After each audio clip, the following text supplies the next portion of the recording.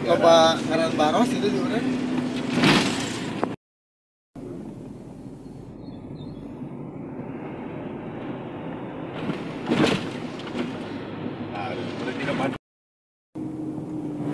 Barosnya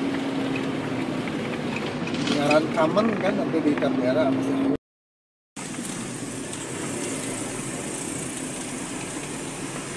Baros. wisata sungai. Benar ya?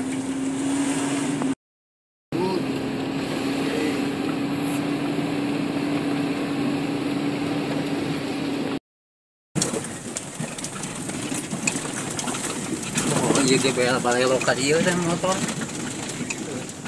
Aradon. YouTube.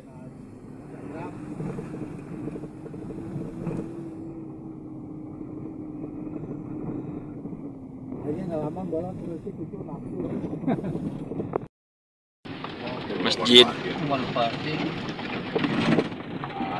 Mana masjid? Nah iya.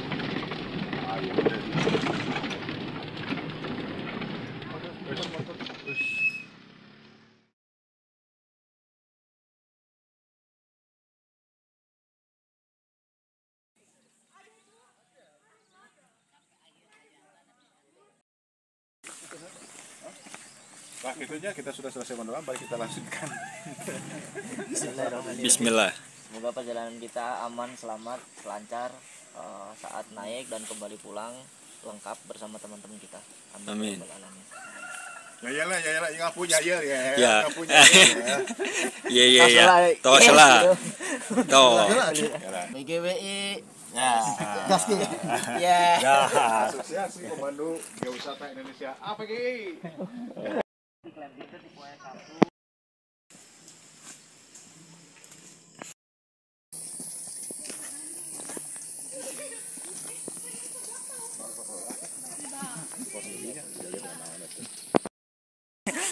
Tak iya. Ame ulun nempo urang mun marosat deui. Oh.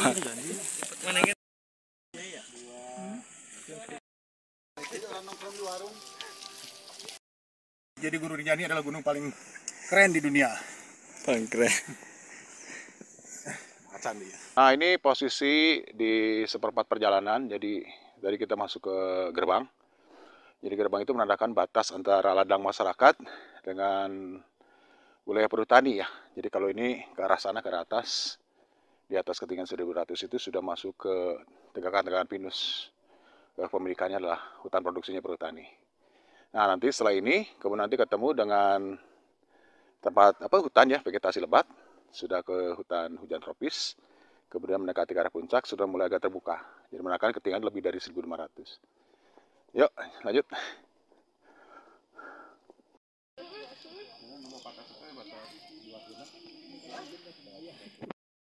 Nah ini baru seperempat perjalanan menuju puncak. Jadi setelah tadi melewati di antara ini ya tegakan-tegakan pinus, kita ketemu itu di antara tegakan pinus itu dimanfaatkan oleh masyarakat untuk kegiatan perkebunan kopi. Jadi kiri kanan saya, depan belakang ini semuanya perkebunan kopi semuanya milik rakyat. Dan ini jenisnya adalah varietasnya adalah Arabica. Jadi paling pas lah. Apalagi tanah yang saya injak saat ini adalah tanah-tanah hasil dari kegiatan gunung api ya yang sudah lapuk. Nah, ini memberikan kesuburan khususnya untuk perkebunan kopi ya ada di lereng Gunung Sanggar, khususnya di Malabar bagian selatan. Mantap kopinya. Lanjut ya. Oh, topping ya. Shooting dia mah. Ini saya ketemu bongkah batu ukuran gede ya. Jadi ini boulder nih. Jadi batuannya batuan vulkanik. Jadi jelas. Ini barangkali ini datangnya dari atas ya, dari kegiatan letusan atau dari bongkah ukuran besar, kemudian setelah erosi, lapuk. Beberapa bongkah-bongkah seperti ini menjadi pecah. Nah kemudian jatuh ke arah lereng dan mengendap ya di daerah sekitar sini. Jadi ini bisa jadi ini adalah miliknya di bagian puncak. Jadi barangkali nanti mendekati puncak ketemu lagi ada bongkah-bongkah batu seperti ini. Dan kemudian di atasnya ditutup oleh lapisan hasil kegiatan letusan gunung api yang lain. Seperti piroklastik. Kemudian ini bagian dari aliran lavanya gitu kurang lebih. Ya lanjut. Tolong bantu ini, mau saya geser. Nah, ini salah satu berkah dari namanya gunung api, itu airnya melimpah, ya, melimpah. Jadi ini datang dari atas, jadi barangkali di atas itu ada kondensasi, kemudian airnya menyerap, kemudian setelah itu dihimpun oleh akar-akar air dan kemudian dialirkan lagi. Jadi ini menandakan bahwa sistem ini ya, air di permukaan seperti ini banyak melimpah sekali di daerah gunung atau tepian puncak, dialirkan sampai ke lereng di bawah, kemudian dimanfaatkan oleh masyarakat. Jadi ini luar biasanya berkah namanya gunung api yang ada di Gunung Sangar. Ya.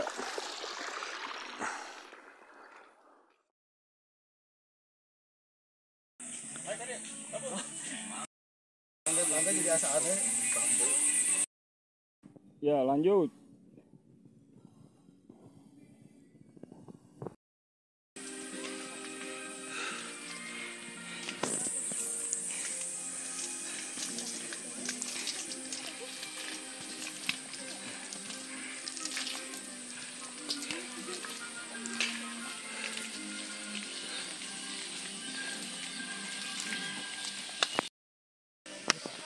Perjuangan Puncak Sangar. Pagi-pagi ini bekas hujan jadi agak licin. Ini para pendaki lagi berjuang ya untuk mendaki ke pos 2 ini. Coba lihat. Nah, ini dari pos 1 setengah perjalanan ke pos 2. Melewati tanjakan Ebel. Ketinggian sekitar 1400. Jadi sekeliling saya ini kiri kanan ya. Kalau tadi itu masuk ke wilayah hutan pinus, kemudian tumbuh-tumbuhan invasif ya, tumbuhan perintis, lamtoro, kemudian juga ada beberapa yang lain. Nah, kemudian sudah masuk ke jenis-jenis ilalang seperti ini. Jadi menandakan bahwa vegetasi sudah berubah di ketinggian 1400. Setelah ini nanti ada tumbuhan perdu menjelang ke daerah dataran tinggi atau puncak. Yuk. Bongkah batu ukuran paling gede ya, yang dilihat di sekitar jalur pendakian menuju puncak Sangar, ya lewat Citiis ya. Nah, ini menarik, dari bongkah batu ini kelihatan sudah tererosi, sudah lapuk ya. Ini sudah sebagian sudah hilang. Jadi ini menandakan bahwa barangkali ini bagian dari bongkah atau endapan lava yang ada di bagian puncak. Kemudian setelah itu tergerus oleh air, diangkut ya, diendapkan di sekitar lereng menuju ke bagian puncak. Besar banget nih. Wah, ini lihat, coba kita lihat sini.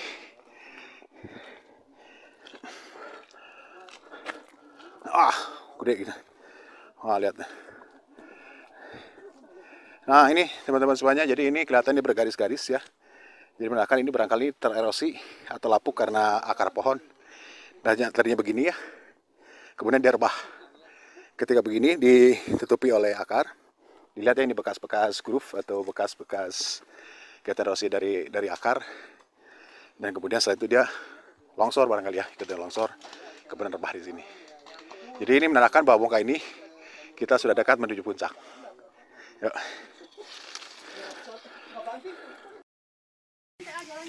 Kalau sini nanti ke sana, Bu.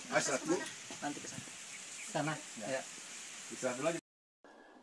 Nah, ini Mang Nanang lagi ngasih lihat ini bagaimana si buah ini dibuka. Ini salah satu buah-buahan perdu yang ada di atas ketinggian 1500 ya. Ciri khas gunung tropis seperti ini nih. Ya, Mang Nanang, gimana rasanya? Rasanya ada manis-manisnya. Kalau kita mau makan ini untuk survival boleh, tapi jangan terlalu banyak. Kalau terlalu banyak juga tubuh kita yang biasanya nggak pernah nerima material kayak gini atau makanan kayak gini akan ngolah. Jadi awal bertemu pasti kalau terlalu banyak tentu bisa sakit perut, tapi kalau untuk bertahan hidup ya, boleh dikonsumsi. Ya, ada gulanya, nih seperti ini. Pas lah ini paling banyak daerah tropis. Ya. Itu ya teh pada kamarana.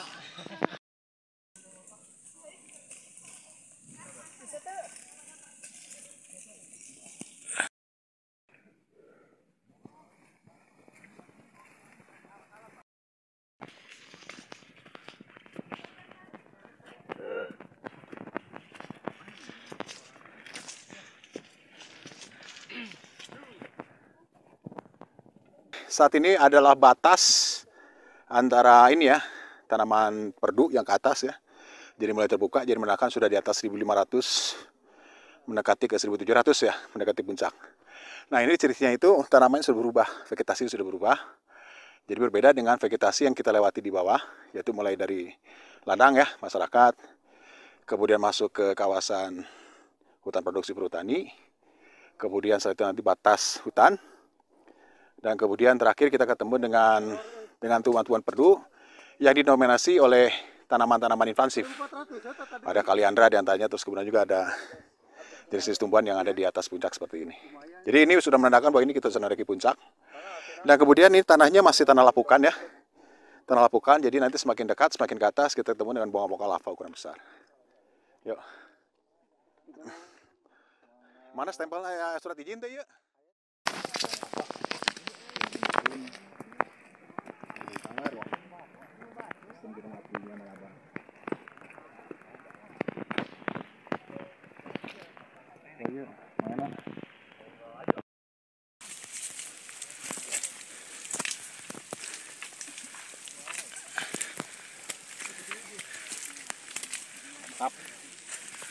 Mantap.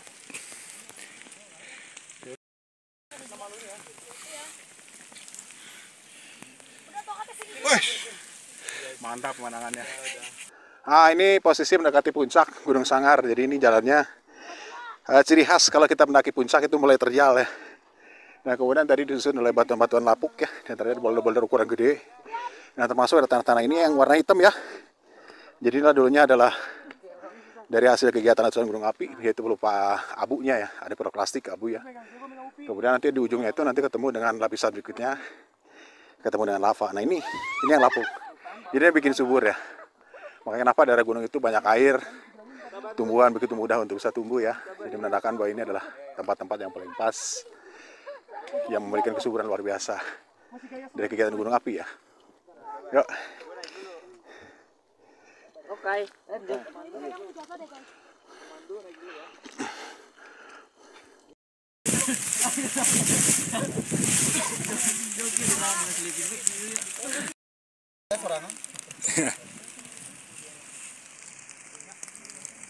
Nah ini kita sudah ada di puncak Gunung Sangar, di ketinggian 1650-an ya, kurang lebih.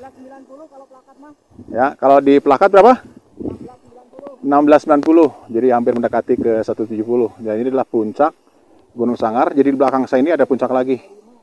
Nah ini kalau ke arah kanan saya, ini ada lembah. Ya, ini lembah ini adalah bagian dari sistem gunung api, yang namanya adalah sistem api Gunung Citiis.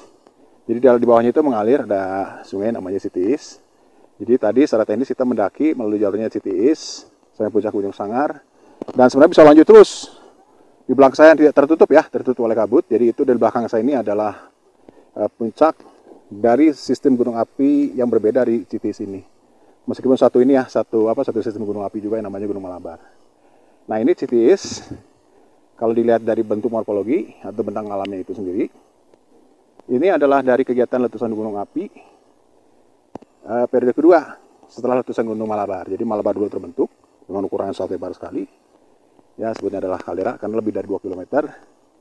Kemudian setelah itu meletuslah gunung generasi kedua adalah Gunung Citiis ini. Begitu kurang lebih. Mantap. Yuk. Oke, nah ini kita berada di puncak bagian dari sistem gunung apinya Malabar, namanya adalah puncak Gunung Sangar ya. Jadi masyarakat menamainya adalah Gunung Sangar. Jadi ketinggiannya sekitar 1690 ya, hampir 170 meter atas permukaan laut. Jadi persis di belakang saya, ya Kang Yana nanti bisa dilihat, biar dilihatkan. Jadi ini adalah sistem dari kawah Citiis.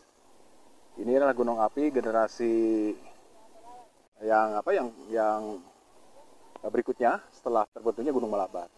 Jadi di balik awan ini kelihatan ada bentang itu ya, bentang alam yang kelihatan seperti memanjang ya, punggungan ya. Nah itu adalah bagian dari punggungan kalderanya Malabar. Jadi kita itu posisinya sekarang ada di arah mana? Arah selatan ke arah utara ya. Dari utara ke arah selatan. Nah ini di belakang saya ini adalah Citiis, ini terbentuk dulu. Kemudian setelah itu meletus gunung api yang kedua dari sistem Gunung Malabar dengan ukuran besar ya, adalah Gunung Malabar. Jadi kalau dilihat dari sistem gunung api ada 2 kali letusan. Gitu. Nah kemudian menariknya kalau dilihat dari sini, lembahan ini seperti ini ya, ada lembahan dalam sekali.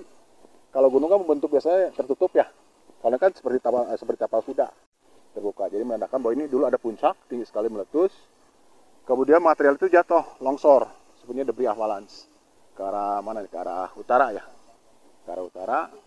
Kemudian setelah itu meletus kembali. Ya, letusan berikutnya adalah sistem kaldera utamanya itu di Gunung Malabari puncak itu. Jadi kalau dilihat dari sistem gunung api seperti Gunung Sunda, kan ada Gunung Sunda ya, ada Gunung Burangrang. Nah inilah gunung apinya, ini adalah anak gunung apinya. Gitu. Jadi biasa lah kalau ada gunung api, ada gunung parasitnya. Jadi CTS ini adalah bagian dari anak gunung apinya sistem gunung api Malabar. Gitu. Keren lah ini pemenangannya pas. Yuk. And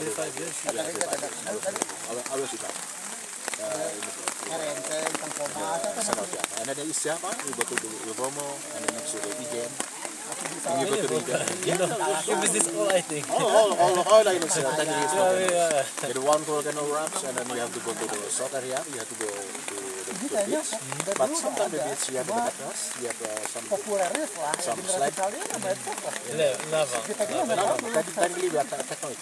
They are connected from the Australia, and they're moving about 7 centimeters per year. They slide, and they converge in the Java Island. And they have a ground force, and then sometimes they'll be seismic. If you go to the south area, there will be earthquake and a tsunami. So now you can know when the earthquake will happen. Currently, the volcano erupts, the earthquake, you cannot predict when and where. But sometimes you can see by the instrument. We have so many instruments. We have the seismic to put on the volcanoes, to see the activity.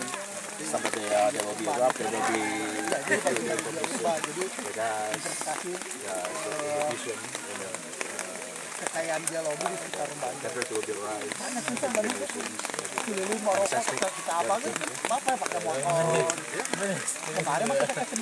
so we have to be up to Itu kan nggak ada. Kebayang kita peninggalan sejarah orang India 70 tahun yang lalu. Kiraan Gua Pawon ditemukan selatan dari Batu Ciran. Bencanya di Dago Pato.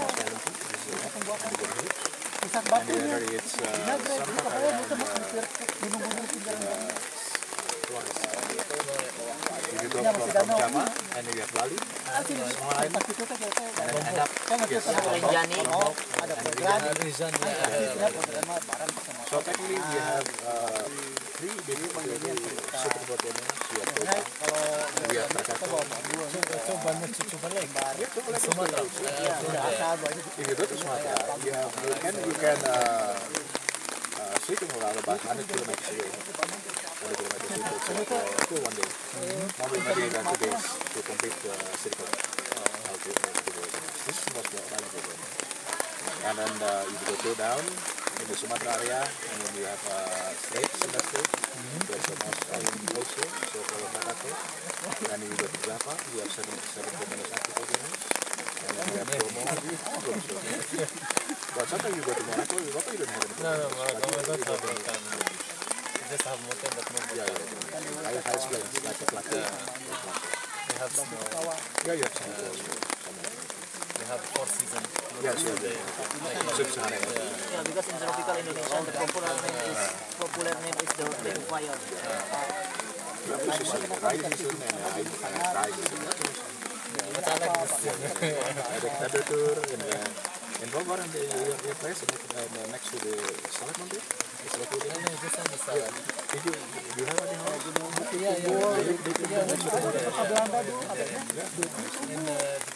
Berubah jadi Papuan. Oh yeah, Batak sudah mengalahkan tabuk. the Papuan is the center to Ada kesalahan perubahan jadi So I can see from home. I can see the mountain from home. di titik sometimes you can predict when penelitian. and you have to see those things. If you make a planning to go to Salak one day, I can join you. Aturkan bawangan I can take your number phone and then you take my number phone. Yes, you have organization to go there. Yeah, you can go along, yeah. With your friends. What your social media? You on Instagram? Ada juga Pematang Barat, Danau Bandung.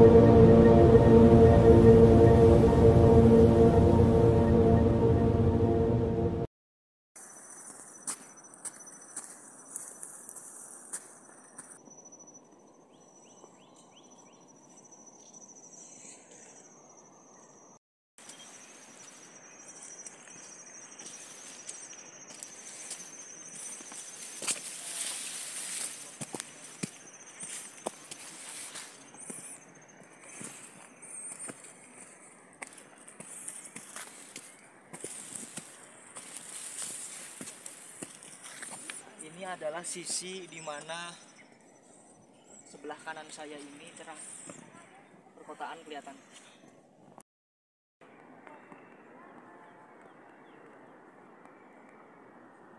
Posisinya ada di persis di punggungan ya, yang menuju puncak ke puncak Meganya itunya. Puncak Mega, jadi setelah kita di belakang adalah puncak Sangar, melalui jalur yang sangat sempit ini menuju ke puncak Mega. Nah ini di sebelah kanan saya ini adalah dataran rendah Bandung ya, dataran tinggi Bandung, cekungan dulunya. Jadi kelihatan ini ada beberapa perbukitan jelas yang terlihat. Yang di ujung sana, sebelah kanan sana ya, itu kelihatan ada gunung-gunung atau perbukitan intrusi. Ya, jadi yang ketemu dengan Lewi Gajah, kemudian ketemu dengan gunung-gunung yang saat ini digali ya. Kemudian kalau ke kanannya sedikit, ini ketemu dengan perbukitan yang memanjang dari mulai Balenda sampai Ciparai. Bukit Cula dan segala macam. Kemudian di belakangnya baru ketemu kota Bandung. Kelihatan ya, lagi bagus sih cuaca. Rezeki anak soleh, bisa kota Bandung dari kejauhan. Top. Nah, kemudian yang di ujungnya lagi, setelah menyeberang, tegak lurus dari arah ini kelihatan ada, tapi tertutup awan. Jadi kalau pada saat cerah itu kelihatan. Bentuknya seperti Tangkuban Parahu ya. Seperti perahu yang terbalik, sebenarnya itu gunung Tangkuban Parahu. Keren. Nah, itu yang sebelah kanannya ini kawasan sekitar mana? Sapan ya? Sapan, kemudian masuk ke Ciparai, jadi kelihatan banyak, termasuk Dayakolot ya, jadi kelihatan ada genangan-genangan air.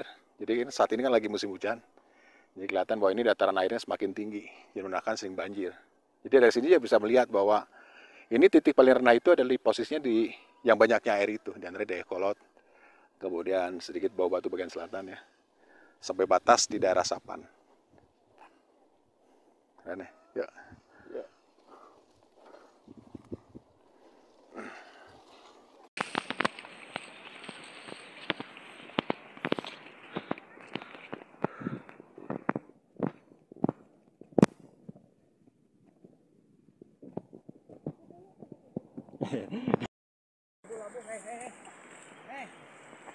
Nah ini di belakang saya ini adalah batu singa ya, menarik ya.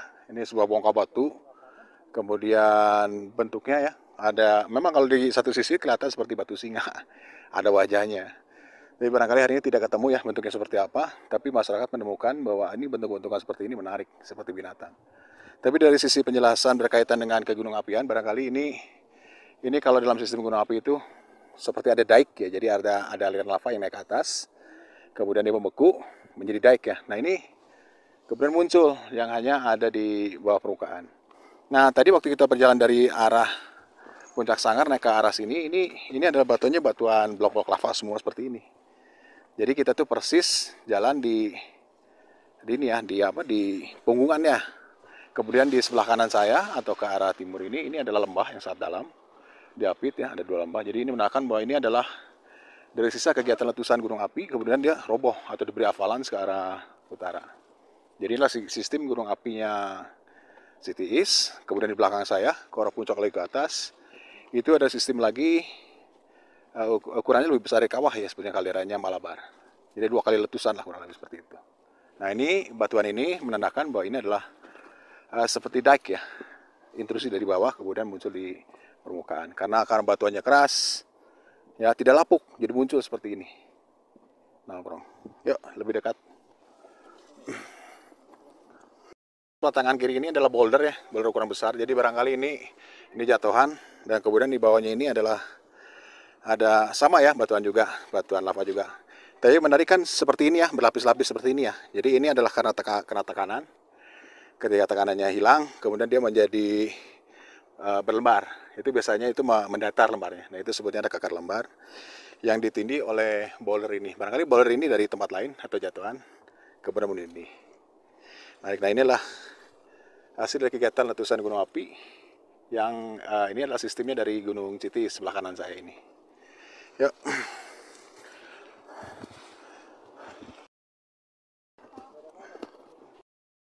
Jadi ini di hadapan sebuah boulder ya, ini buatan lava Kang Nanang nih yang punyanya sistemnya Cities ya, kan ini adalah kawahnya Cities ya, jadi ini adalah bagian dari kawahnya Cities, sistem dari gunung api namanya Malabar. Nah ini kan ketemu ya, ada rekan-rekan seperti ini, jadi ini formasi sebutnya. Ini terbentuk karena proses pelapukan. Ya, karena dulunya itu memang nggak ada seperti ini. Ya, tebal ya. Tebal kemudian masif ya. Tapi karena ada pemanasan, pendinginan, berulang-ulang ya. Akhirnya menjadi membentuk rekan-rekan seperti ini. Ini biasa di alam seperti ini. Ini prosesnya pelapukan. Di pelapukan pada batuannya batuan beku. Vulkaniknya Gunung Malabar.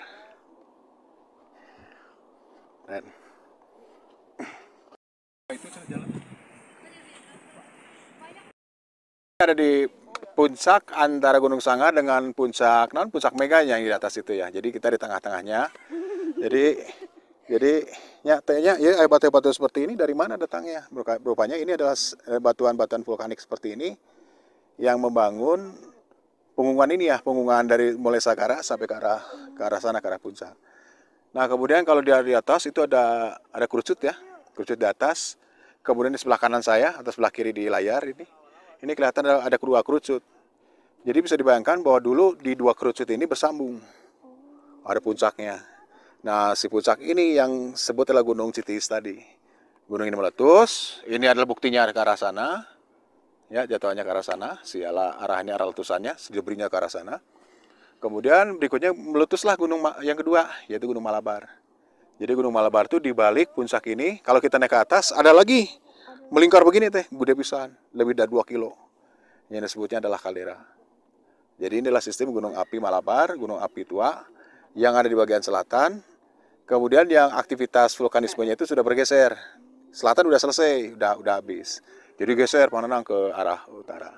Di utara nanti ketemu ada Gunung Tangkuban Parahu, ada sejajar dengan Papandayan, ya, terus kemudian Gunung Gede, Gunung Salak dan seterusnya. Itulah gunung api yang umur paling muda, yang masih bisa kita saksikan kegiatan letusan gunung apinya. Berarti usianya ini lebih tua daripada gunung yang di utara gitu? Ya, ini lebih tua.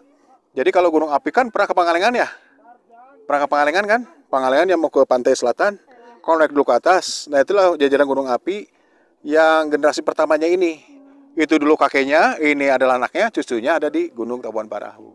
Jadi 3 berlapis-lapis gunung-gunungnya. Ini lebih tua daripada gunung. Ya, jadi lebih tua gunung apinya. Secara usianya.